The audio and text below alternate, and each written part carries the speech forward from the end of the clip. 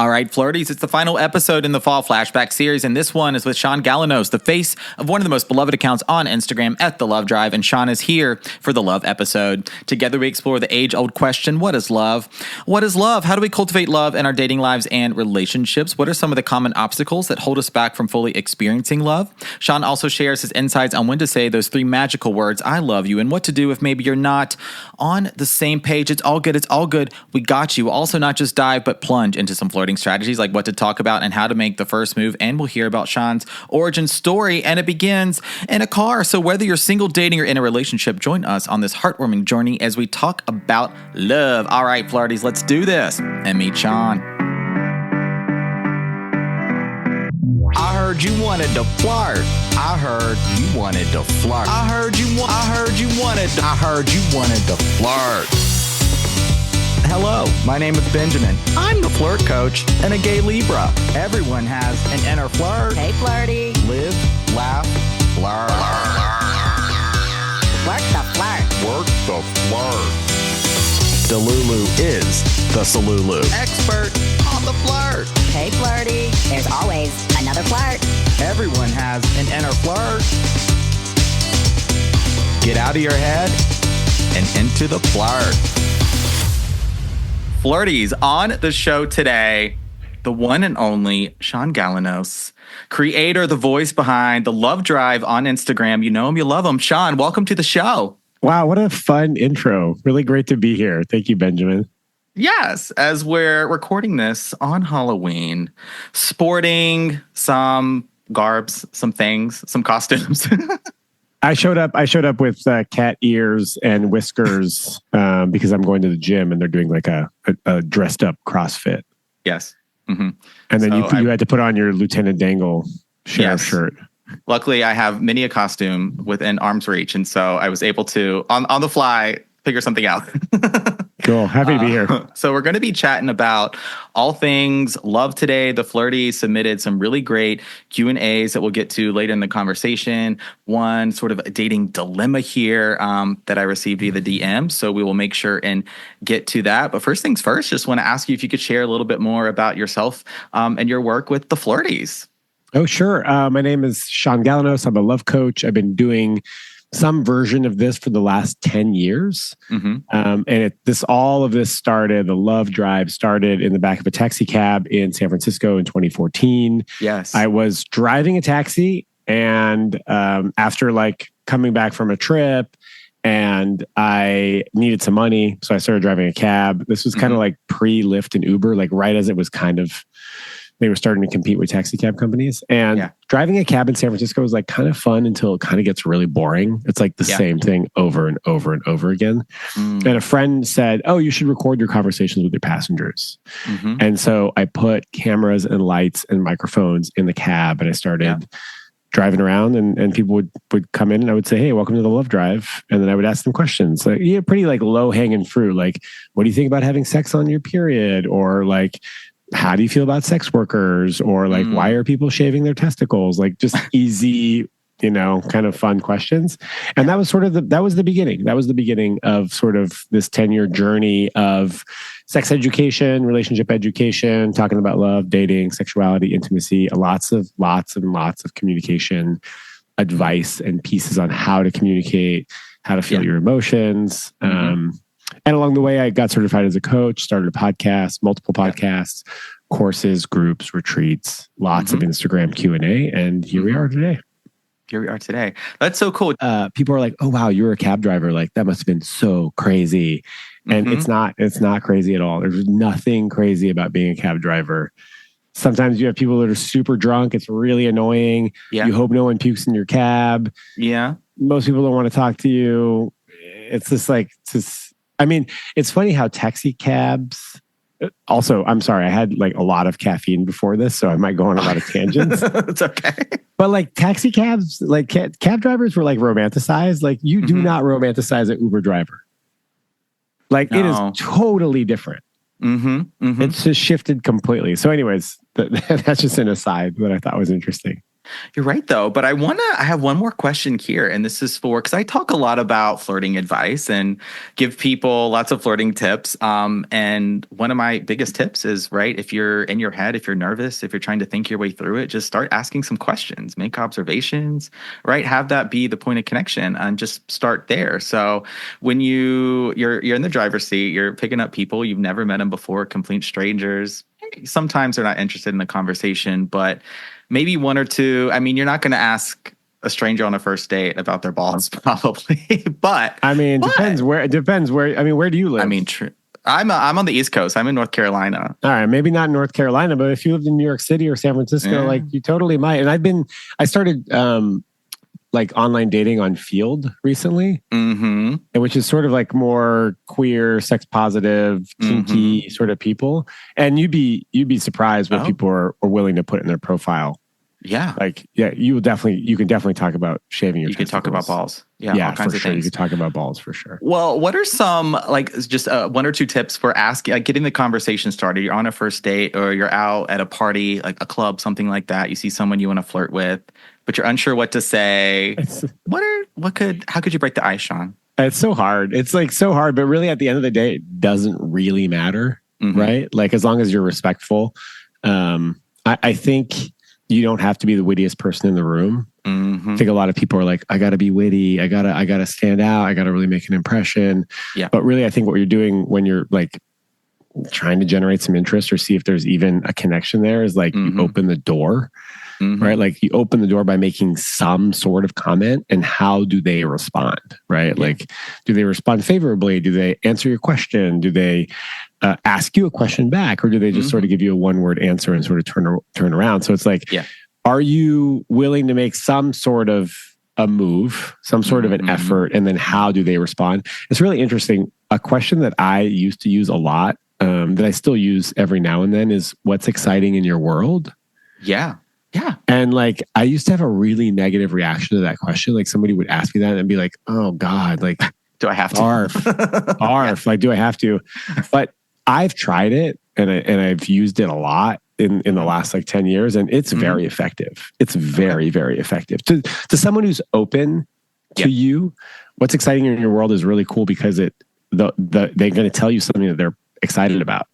Exactly. And so it can generate a lot of future conversation. They're going to be like, oh, I'm going to Mexico next week for my friend's wedding. And you're like, oh shit, Mexico. I love Mexico. Where are you going in Mexico? It's like, oh, I'm going to Cancun. Oh, I've never been to Cancun. I've been to Cabo. It's like, you can just go down this like line of questioning. Whereas if you have someone, like, you go up to someone and be like, hey, how's it going? They're going to be like, good.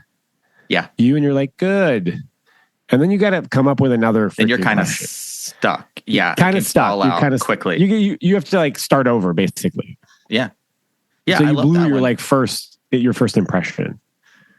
Yeah. And it's like, you can always start out like, hello, like, how are you? My name is kind of thing. How's it going or whatever. And then follow that up with the what's new in your world, what's exciting in your world kind of thing. I love it because it gets people talking about something they're interested in, they're excited about, they're passionate about. They might just keep going. And then, like you said, they're talking about a trip to Mexico.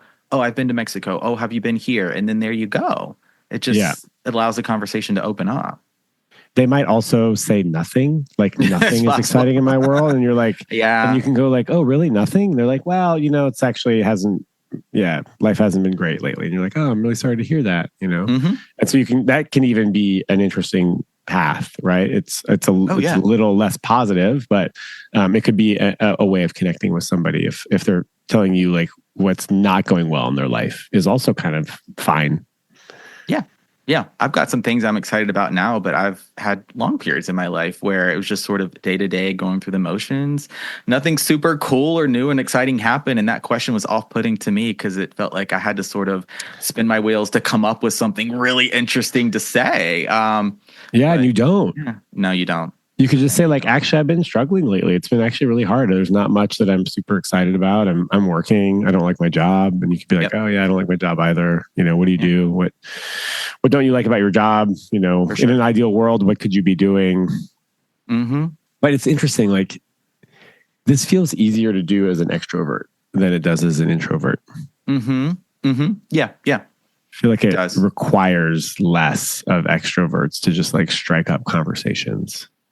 Yeah, that's something because I'm definitely more on the introverted side. And so it's like you got to kind of just give yourself. I mean, something I've done is knowing not every connection is going to be a flirt or taken in that direction. You don't have to always be putting yourself out there or striking up the conversation, but just looking for those opportunities. If you see someone that has really cool tattoos or pink whiskers on their face, maybe you ask them a question about it. Hey, what's up? Where are you going later? What's the costume for? Or something like that. Look for those opportunities. Yeah, I mean, if they're in a costume, that seems like that's a layup right there for sure. Yes. But most people are not walking around in a costume. Yeah, probably not. And Probably some people not. don't like to be asked about their tattoos. But what you're saying is like, do something, say something. Yeah. And this kind of goes back to like, do they open the door? Do they close it? Ultimately, what it comes down to is it doesn't really matter how they respond. It's not about you. Yeah. You don't have to take how the interaction goes personally, which is hard to do. A lot of people are like, "Oh, I'm a loser. They didn't respond to me, and so it must be me." I know. Right? And it can be you, but how helpful is that to like take all of that on? Right. You know, and it's like you're talking to a stranger. Like you have no idea what's going on in their life. Mm-hmm. So it's not helpful to take all that on. I just go like, oh, okay, like my loss or whatever. Not the person for me or not the interaction for me. And that's okay. At least I could be like, give myself a pat on the back. Like, good job. You talked to somebody. Exactly. You did something that's not always easy. And it's a skill, right? It's something you practice. It's something you develop and you'll start to build tools around it, ways you like to connect and make conversations. It's just thinking about it like a skill that you can practice with friends. You can practice out grabbing coffee, going to the gym. Yeah. Anywhere. Yeah. And the more you do it, the better you get at it or the more confidence you have. Yeah. I was just talking about this, like micro interactions with people are actually have a very positive effect on your mental health. I call it the micro flirt. Yeah. Yes. I talk about micro flirting all the time. Yeah. Very low stakes, right? No expectations, really no intention beyond just this in the moment connection conversation. Yeah, and it could even be a throwaway like compliment as you're passing somebody in the street. Sure. Great pants. Keep walking. Yeah. Great pants. Like, keep walking. Yeah, great pants. Keep walking. I mean, there's no expectation of a reply. You're practicing just like using your words. Yeah. Like no one's going to be offended. Great pants. Mm-hmm. And if they are, like definitely that's on them. Who wouldn't want to accept that compliment? How do you feel? I'm curious. How do you feel about like compliments on people?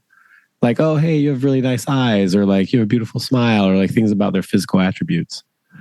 I like it when you start to work your way into the flirt, into the connection a little bit. I think it's really cool to compliment someone's energy. That could be their eyes, their smile, but if it's maybe their jewelry or their hairstyle or something like that, their pants, something they're wearing, but straying away from those just overtly physical compliments right away, only because they can be received as if it's a more sort of romantic sexual flirt. That sometimes is where our minds go. So if someone is approaching you and right away they offer you a physical compliment, it can kind of be like, oh my gosh, okay, well, this person, they're interested in me physically or they're interested in me in that way. And it can kind of box you into the flirt if the other person is, or the connection if the other person is not wanting to receive it in that way. So I love it, but maybe not as a point of entry. Yeah, I think that's great. And also, they don't really have a say in that physical characteristic for the most part. Like hair, you have a say in for the most part. I mean, I'm losing my hair, so it's like, hey, nice haircut. You're like, it's not by choice. But yeah, style, energy. I like all that stuff. Outfit, like For sure. all that stuff. You can kind of like you had a part in it, you know. Yeah, you got some cool accessories going on with jewelry, or sometimes I'll wear a lot of times this rose quartz necklace that was like $5 or something at one of those metaphysical shops, and I get more compliments on that thing than just about anything, than my mustache. And it's a point of entry. It's a point of, oh, now we can talk about this. Oh, they show me, oh, I have this ring or this earring that has this stone in it. And then there we go. That makes me want to wear a salt lamp around my neck. A miniature one? No, a huge one. Oh my gosh, Shaun, I think you would get a lot of attention. I think so. Yeah. It's funny. I just got my first tattoo like 2 weeks ago or last week. And I wonder how much of that is like to get attention. You know? I don't know. To like, hey, see me, I'm here, you know, like ask me about my tattoo. Or like some people want to be asked about their tattoos and other people don't want to be asked about their tattoos. That's true. Some people don't. They can be really, the story behind it's really personal. Yeah, mine's not. But I wonder how much of that is like, oh, I want to be seen. Like I want to have conversations with people. I want to stay relevant, you know. It's like what we're gonna do to like stand out a little bit, I think is really interesting. For sure. Yeah. I think we're sometimes we're getting dressed in the morning or styling ourselves or whatever. We do things in a way because we want to be perceived a certain way, or we want people to look at us a certain way. Or take notice of us in a certain way. Yeah. Maybe something to it. Something to explore. I don't know. Something to explore. I'll journal on it tomorrow. Meditate on that, Shaun. I will. Let's talk about some love. I love it. As I think that's something, a huge theme I get from your content as I've been following you for a long time. And so I think I remember you reaching out like years ago, if I'm not mistaken. I think I wasn't ready or something to interact with the flirt coach. I was in my infancy at that time. And so I'm glad this is happening now, as there's a full-on podcasting platform for us to have this conversation on. I wasn't ready to talk to you. That's all. I hope you didn't take it personally. I didn't take it personally, Shaun, because here we are today. I said, I'm not giving up. I'm going to have this conversation with Shaun. And I reached back out. Do not give up. Don't give up. Unless someone is saying like, please don't ever contact me again. Yeah, that would be different. Read the room. Yeah. Back to love. I just want to hear from your perspective, like, how would you define love? Do you think, is it more of a feeling? Is it like just putting words to that experience? Oh my God. I mean, that's like the hardest question you could ever ask someone. I know. Hey, you know, I'll be honest with you. The older I get, the less I know about love. I'm just being honest. Like I'm 42. I'm single. I had a relationship end last year. I had a really rough year last year. And I lost my father actually to cancer. And that, like, talk about love. Yeah. You know, like I felt a lot of love and a lot of grief around losing someone that was so important. And sometimes like that kind of puts it all into perspective. Like, oh, what is important in life? You know, and like what I've realized that it's like friends that are really there for me. That's love, right? Friends that are really there for me. People who don't need me to show up in any particular way, who are happy to accept me, who are okay with me ghosting because I'm grieving, who are like quietly there, are able to give room, but also like let you know that their presence is there. Yeah. That's love. Yeah. If we're going to talk like a little bit more about romantic love, one of my favorite definitions, and I'll try not to butcher this because I'm totally paraphrasing M. Scott Peck, who wrote The Road Less Traveled. And I think his definition is something like the extension of yourself for the spiritual growth of another person.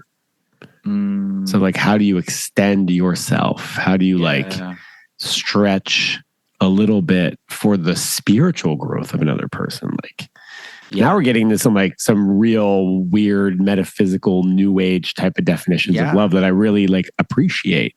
Because it's not saying like, oh, it's a feeling of bliss in your body. Right. It's that hot chemistry that you feel on a first date. Like that's not love to me. Like that's limerence and lust, and it's super fun. And God, it feels good because it kind of feels like a drug. But like the extension of yourself, right? Like how do you extend? How do you like show up for people? How do you compromise for the spiritual well-being of yourself and of somebody else? Yeah. That's a broader definition that you can kind of like play with. Yeah. I mean, I love it. It's like, I think just having these conversations about what love is, it's like, it's going to look and feel differently just depending on how we're experiencing love, where we're at in our lives. And I really like the definition you use is like, I think about love as it's like this it's this energy that doesn't come with attachment, right? It's a selflessness. It's just a generosity that says, like, I'm here for you.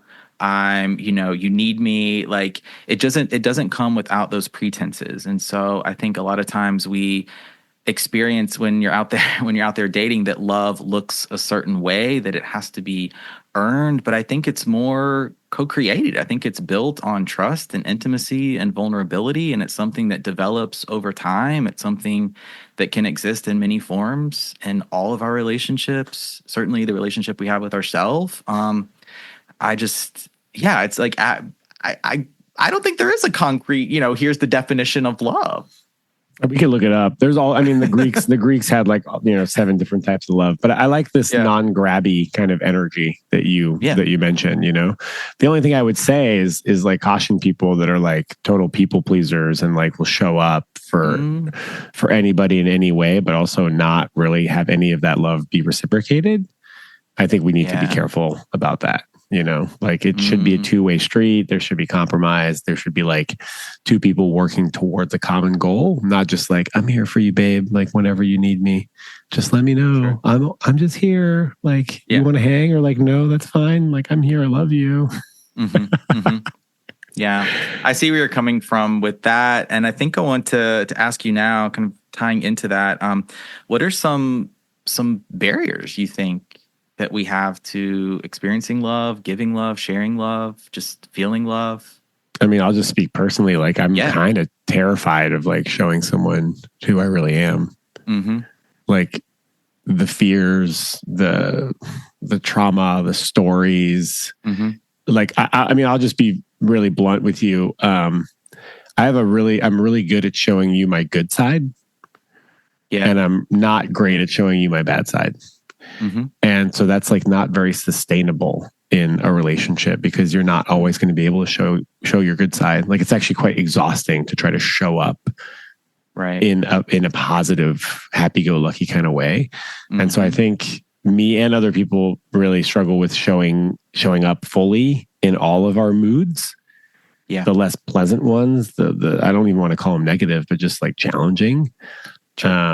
I think that's really hard. Like when my father died, I grieved a lot, and I didn't know how to let someone into my grief.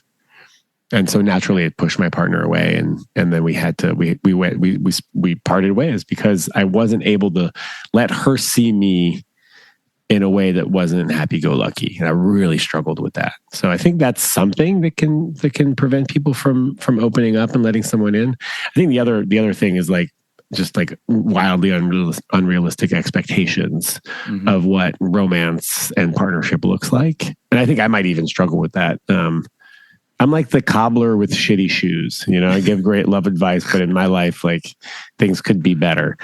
So wild. And I might have unrealistic expectations of like what healthy, solid, long-term partnership looks like. Sure. Yeah.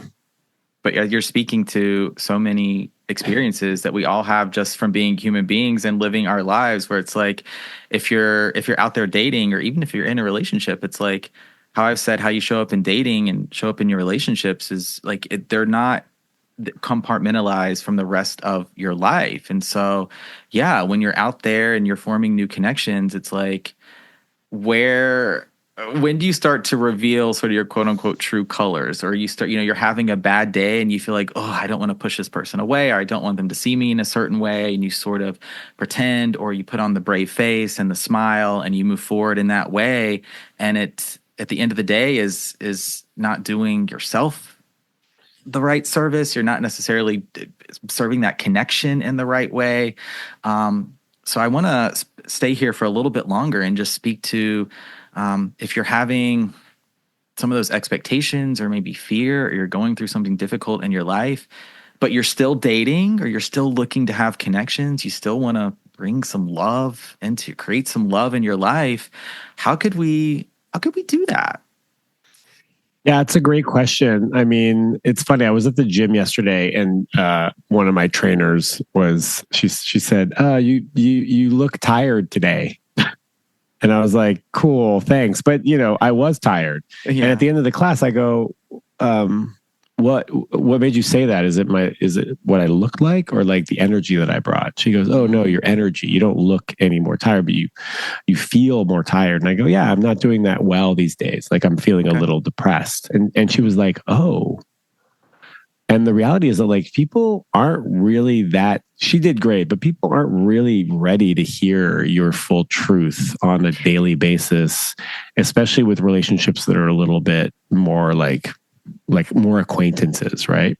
Yeah. And so I think it can be hard to walk around without a mask, like undefended.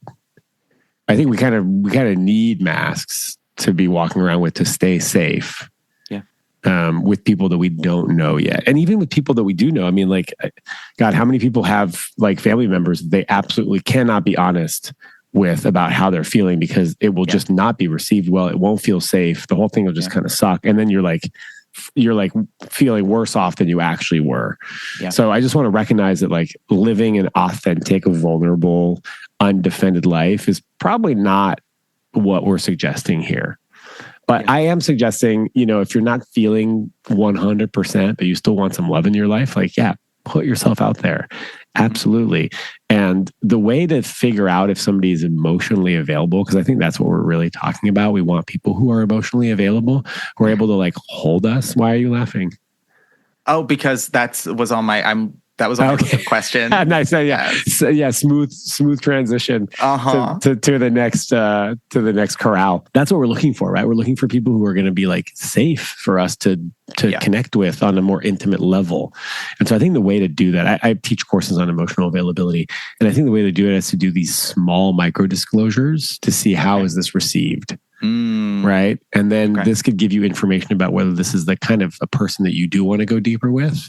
Yeah. Like you could say to someone like, they go, how you doing? You go, hey, I'm going to be honest with you. Not the best day. Feeling a little sad. Oh, I'm so sorry to hear that. Yeah, I really hear, I'm like, I see that. And I'm just kind of curious, like, is that something you want to talk about? Ooh, nice. Super nice response. Yeah. Like I might feel very safe with that person to kind of go to the next level. Yeah. If the person goes, what do you got to be sad about? You have such a great life. Or like, how can I cheer you up? If people go to cheering you up right away, it's like, well, why don't we give room for sadness or some of the more difficult emotions rather than like straight up trying to like change how you're feeling. Yep. So micro disclosures with people to identify whether they're the kind of people that you feel like you want more of in your life in that moment. Yes. Would you say these micro disclosures are similar to bids for connection that you're going to experience out there dating? Yeah, bids for connection. When I hear that, I just hear like a desire to connect, like a desire to get closer. It's sort of like, if you're starting to date someone new and there's something you really want to do, like a farmer's market on a Saturday morning, say, hey, would you like to come to the farmer's market with me? Like that is a bid for connection. It's a bid to spend more time with this person. Are they going to accept or reject that bid? I could see a micro disclosure as being similar to that, more of an emotional quality to it than like a physical logistical quality. But for sure, if you say like, I'm not feeling so great or I'm feeling sad, it can be seen as a bid for connection. How do they respond to it? Do they open the door? Again, like to the door analogy, do they open it up a little bit more, or do they close the door, or do they just kind of leave the door ajar? And I think that's I think you can make that distinction or the similarity for sure. All right, we're going to stay here. I got one more question for you here before we get to some dating Q&A from the Flirties.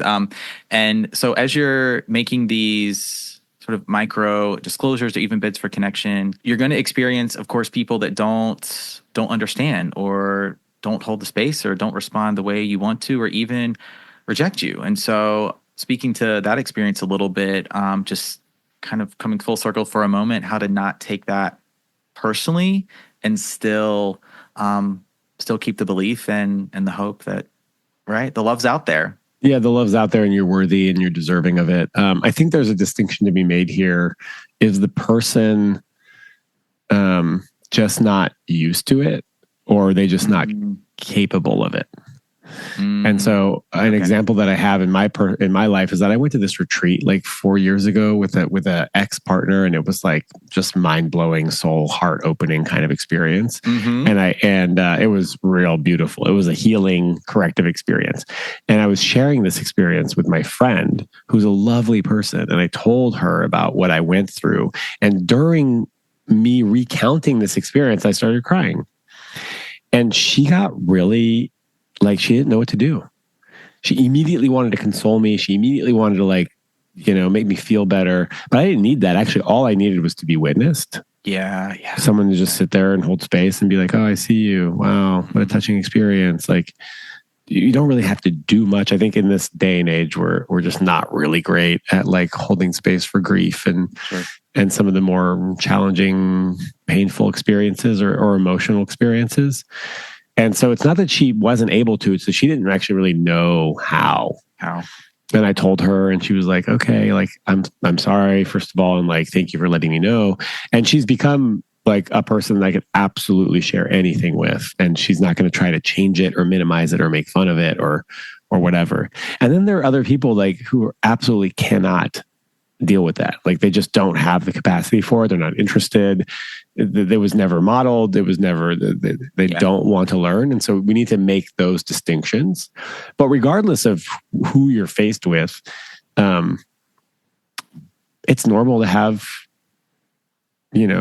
sensitive, difficult, confronting emotional experiences. And just because someone can't handle you because of that doesn't mean that you're not deserving of love or that you shouldn't have done what you did.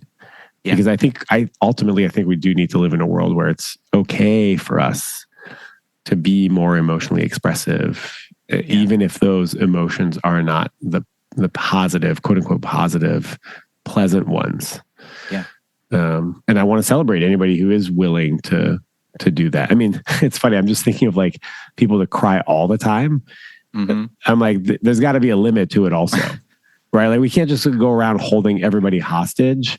Like, it's like, you got to go work on your shit as well, like with a therapist and like process some of your trauma and do EMDR. And like, you can't just be holding everybody hostage with like your big ass feelings. Like, there has to be room for play and rest and absolutely for a relationship to be like, complex and whole, not just we're here to hold this person's sadness all the time. Right. I mean, but you're this so good. You're speaking to the experience that we're all going to have. It's like when you do start to open up, maybe for the first time, you're expressing, some grief, some loss, some sadness. You had a tough day at work and everything up to that point. You're starting to date someone new has been great. Just like all fun vibes, right? Sparks everywhere. And can they witness you? Can they hold that space? And I think just collectively, this isn't something we're taught how to do. It's maybe something we're uncomfortable even doing for ourselves. It's just, yeah. I also, who's your audience? Hello, audience. Who are you? Who are the flirties? Yeah, who are the flirties? Yeah, what's your breakup? Your makeup breakdown? It's a mix. The flirties are truly global. They're all over the world. It breaks down to about 80% women, 20% men, of all different sexual identities. There are a few, I'll say, lesbians in the women category, and of the 20% men, a fair amount would identify as queer. Gay guys. Hey everybody. Okay, well, great to meet you all. I want to get gendered a little bit for a second here. I have a similar breakdown of my audience as well. It's like 85% women, a lot of queer folks. And what I hear is that like women want men to be more emotionally available, emotionally expressive. Like that's just like number one thing. But I've also seen what happens like when a guy tries to do that, like that can sometimes turn women off. Because then they're like, oh, I thought I wanted this, but now I'm not really sure how to deal with this. Yeah. Like it makes I see that sometimes. So I just want to say, like, you it's like you can invite your men to do this, but you also have to create space for it. Yeah. Right? Like you have to realize that just because they're sharing some softness doesn't mean they're not your big, strong man anymore. Exactly. Right? Like we could be big, strong men and also have really big, super sad feelings. and it shouldn't really change the dynamic that much. So if you want your big, strong man to cry every now and then, and if he does make a very courageous effort to show you that, like I would say, celebrate it, right? Absolutely. Celebrate it. It doesn't have to, it's not going to like disrupt the very fragile male-female polarity thing that's going on. Like it doesn't have to mean any more than just that like your partner is feeling safer to express things that they need to express. Absolutely. Yeah, you can still maintain your feminine, masculine, energetic dynamics and still let this man, just express some feelings from time to time. Yeah, hold them. It's a good thing. Hold them, like, caress his head a little bit and like witness him and get curious about his experience. Yes. And then slowly shift back to like something that you've been, that you might be more comfortable doing. That's my PSA. That's my PSA. I love it. And hello to the few straight men around the world that are listening. There's a few. There's a few. Hey, straight guys. We love you. Yes. I host love camps. I've hosted some love camps, and I always want more guys. Yeah. And some of the stuff that we've heard from the guys that have shown up is that like they want to be in these spaces, but they feel they're actually taking away from women. Like that their experience, they don't have anything to contribute. They feel like these are like women only spaces. So like any sort of programs around like relationships, love, intimacy, emotional availability, all that kind of stuff. Yeah. They don't feel like they're a part of. And I want to say like you are so much a part of that. Like your voice is crucial to the conversation. Like whenever I've hosted these events where more men show up, they get a ton out of it. The women get a ton out of it because the reality is that like women don't really get to hear about a male's perspective as much as they would want to. Yeah.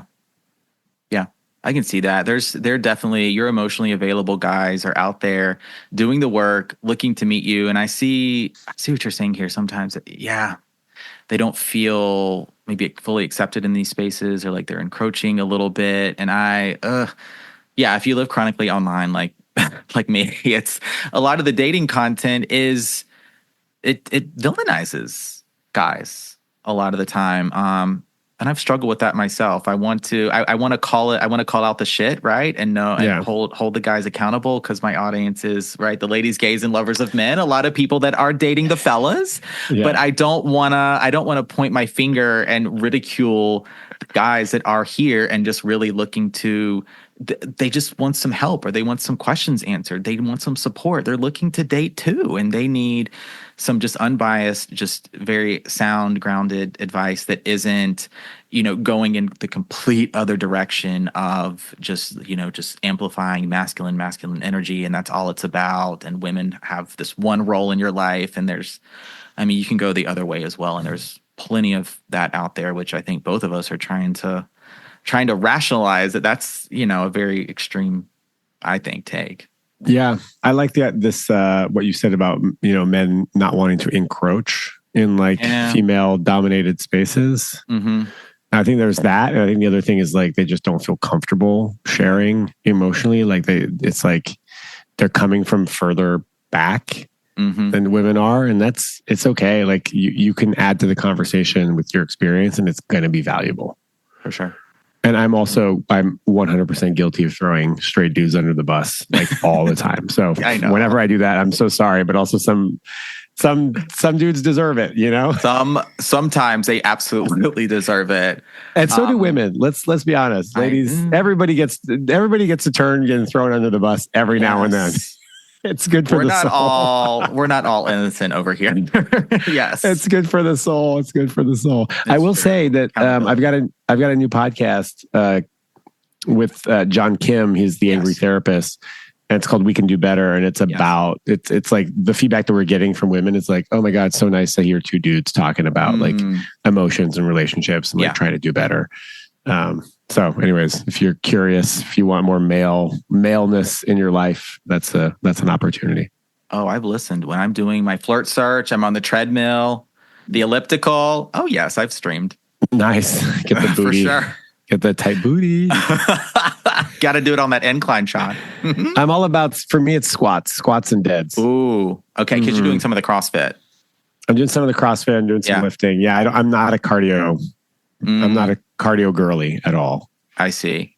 I will do that. I'm what you call, like I say I have popcorn muscles. They're just marshmallows.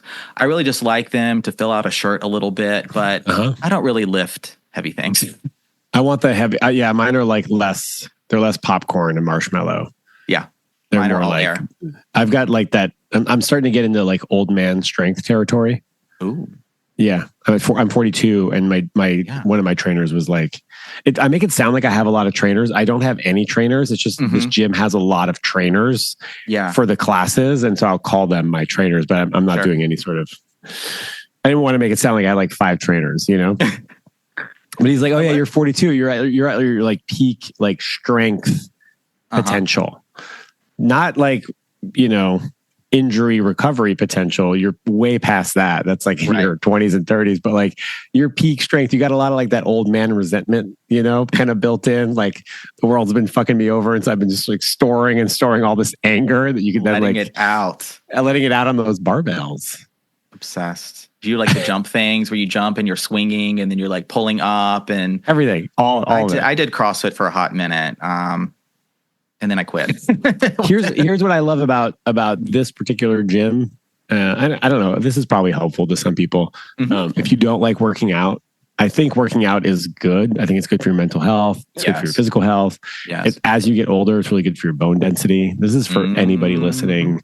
People are going to talk about bone density. This is like so you don't break a hip because that's the shit that's going to take you out when you're in your 60s, 70s, and 80s. Lifting weights is kind of the way. And I have been like a solo workout dude my whole life. I just like put in my AirPods, listen to a thing, and then do some workouts.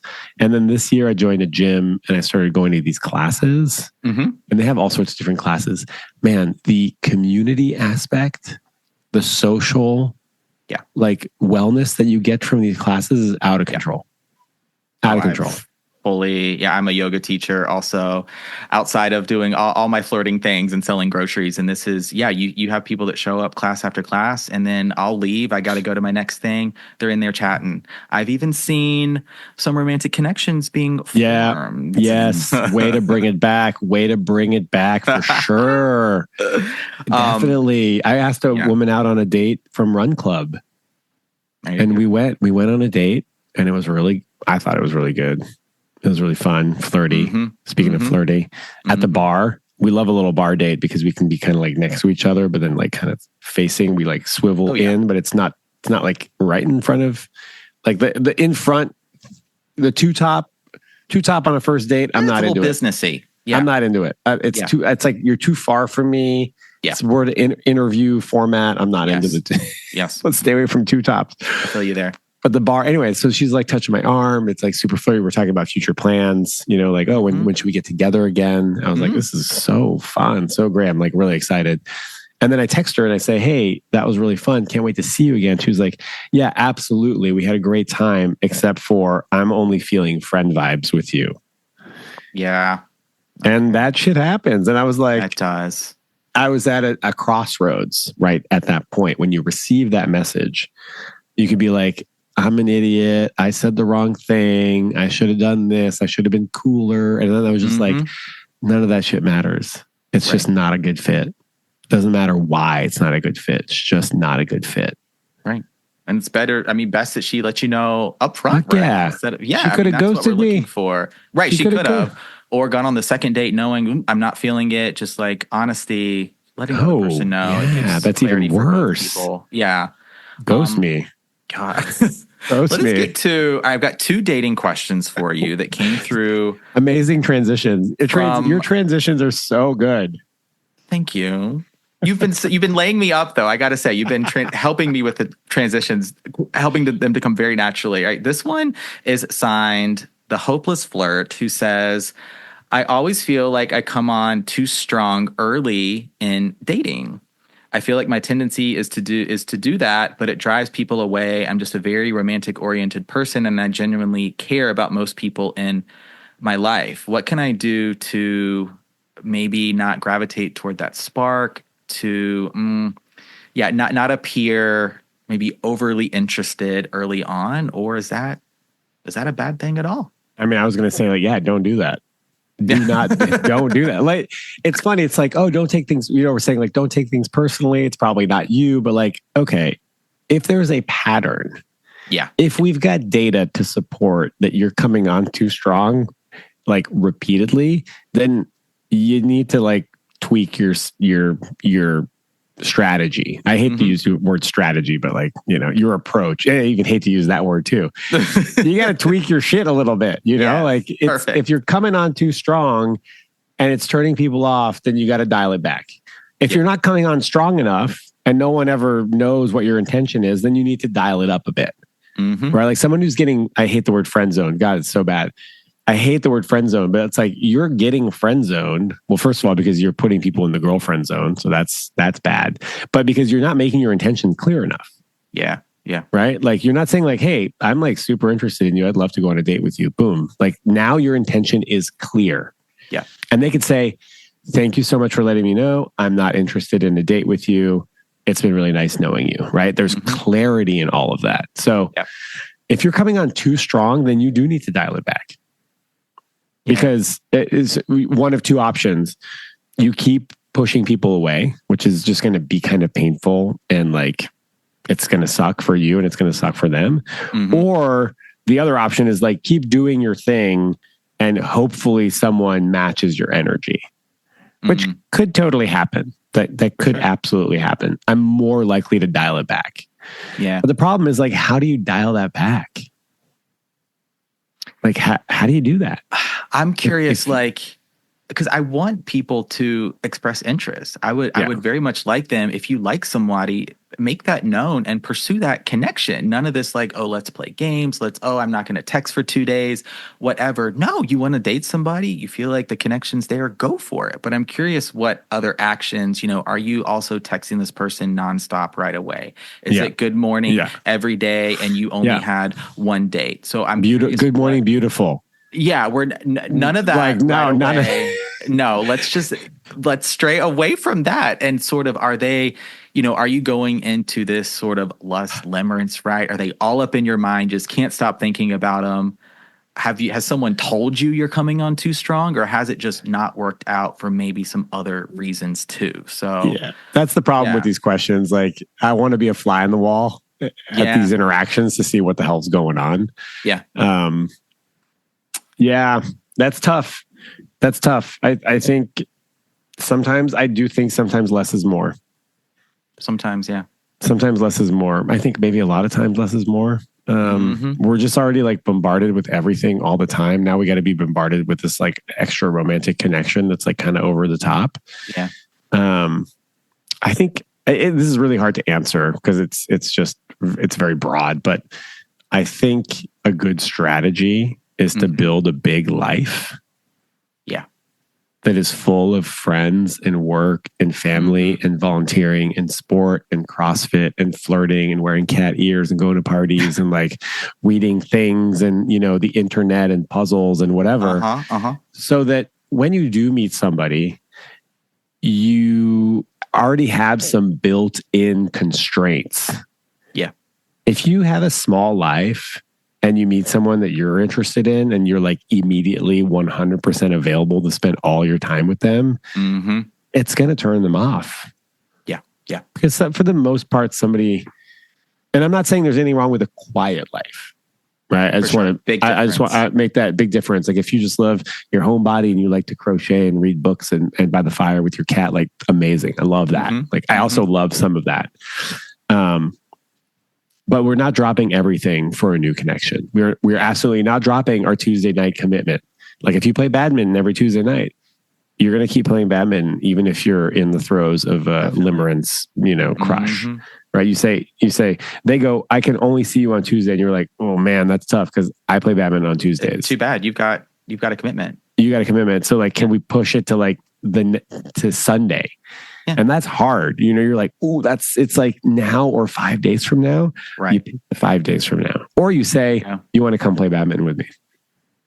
Another alternative right there. Or you want tea before badminton or dinner after badminton. Helping the daters figure their shit out. I think that's going to be really helpful for that flirty. I just have one more dating question. Save this one for the end. Let's go. the I love you exchange, Shaun. I get this question all the time. How soon is too soon? Is there such a thing? I'm scared. What if they don't say it back? What do you, just a little bit here about the exchanging of I love you? Oh, man. What a question. Anyways, been nice talking to you. Talk to you later, flirties. Gotta go. Gotta go. Man, yeah, I love you. Yeah, look, okay, I'll be honest with you. I've been known to say it pretty early. Mm-hmm. Like within the first month. Okay. Not obviously not all the time. Only when like I feel like this is reciprocated and the feelings are mutual, and I don't have the lived experience of telling someone I love them and them just saying like, "Oh, cool." Yeah. You know, I don't know what that feels like, but I can imagine it's pretty challenging. I want to say devastating, but it doesn't. I don't think it has to be devastating. Right.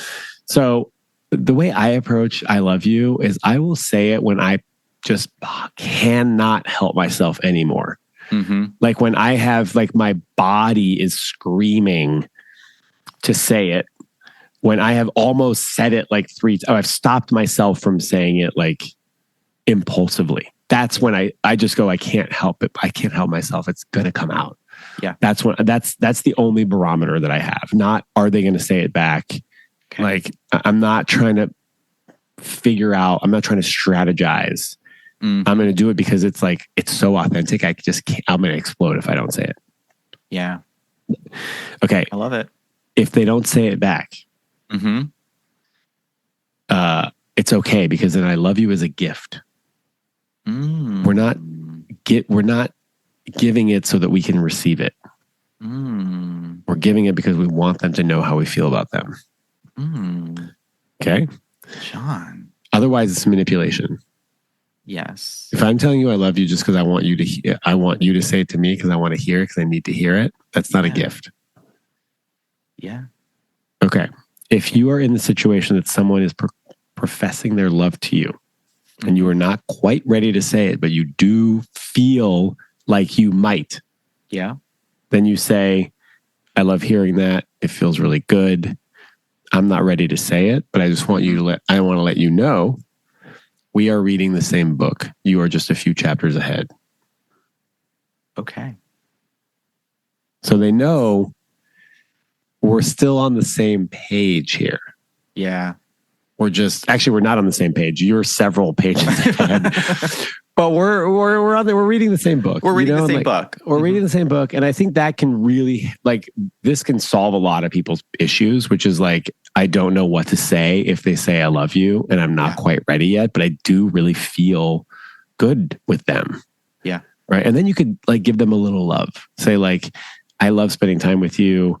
Yes. You're, this is a committed relationship. I'm not quite ready to say I love you because it means a lot to me. Blah, blah, blah. You can say a little bit more about that to I don't know, give them a little love. If you are not feeling it, then you have to say you kind of have to have a conversation about it. Yeah. Yeah. You kind of have to be I appreciate you saying that. And this is really hard for me to say, but I don't feel the same way. Mm-hmm. Mm-hmm. And that's it. That's the sentence. Then you shut up and you let them process that information. That's the whole conversation. Yeah. Because I think that is going to send your relationship into a different direction. Most likely. Yeah. Mm-hmm. If you're not feeling the love and you don't think you're going to feel the love, then I think we just need to be honest about that. I agree. My goodness, Shaun, as a Libra, thank you so much for covering that question from every single angle, from all perspectives, all possible responses. I think all experiences were included in that answer. I mean, I don't want to leave anybody out, out in the cold. Not. I don't want. No, we are not shivering here on this episode today. Not in the slightest. My gosh, this has been incredible. Shaun, thank you so much for being on the show today. I want to send the flirties your way, where you live on the internet, how they can listen to the podcast, and just any final thoughts you might have. Yeah, I'm at the Love Drive on Instagram. Podcast with John Kim is called We Can Do Better wherever you listen to podcasts, and I have a Substack called The Love Drive. So if you just Google The Love Drive, or if you type in ShaunGalanos.com, there'll probably be some links in the show notes. Yes. And I don't know what else to say other than say the thing that is scary. That's my final part is just say or do the thing that is scary, because you're going to grow so much more than if you don't. Yeah. I love it. Shaun, thank you so much for being part of the show today. Can I give you some love real quick? Oh my gosh. Yes. Oh my God. You're the best interviewer. What? Yeah, it's just it's like not everybody's good at this. Yeah. And you're very good at it. Like it feels warm, you were prepared, you had some good questions, your transitions are awesome. I felt you present. So thank you. Wow. Thank you so much. I'm keeping that in the episode. No, you better. That was for you and for the Flirties to know, like, this is a solid interviewer right here. Yes, this is my passion project, Flirtations, and creating this podcast. So I feel the love. Thank you so much. You're welcome. Get your flirt on, everybody. Don't forget to flirt.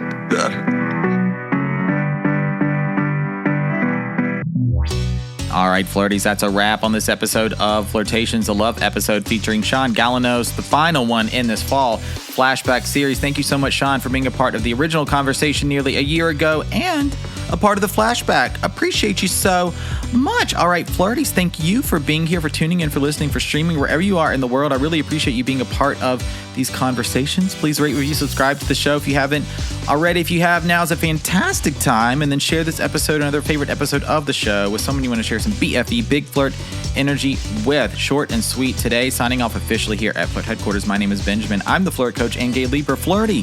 Happy flirting.